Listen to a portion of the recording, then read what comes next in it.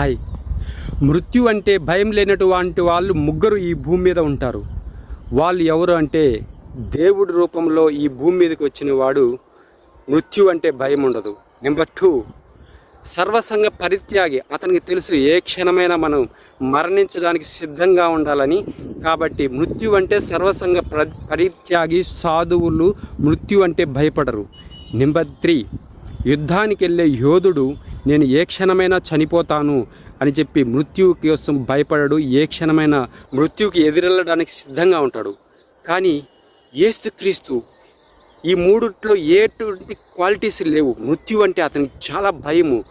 అప్పుడు ఆయన తన కోసం సైనికులు వెతుకుతున్నారని తెలిసి అతను ఎక్కడికెక్కడికో వెళ్ళి దాంకున్నాడు. అలాంటి వాడు ఒక యుద్ధ యోధుడు కాదు, ఒక సర్వసంగ పరిత్యాగి కాదు, ఒక దేవుడి రూపంలో కిందికి వచ్చినటువంటి వ్యక్తి కూడా కాదు. కాబట్టి దైవ లక్షణం, ఎటువంటి లక్షణం లేనివాడు ఆ యేసుక్రీస్తు. కాబట్టి ఆయన దేవుడు కాదు.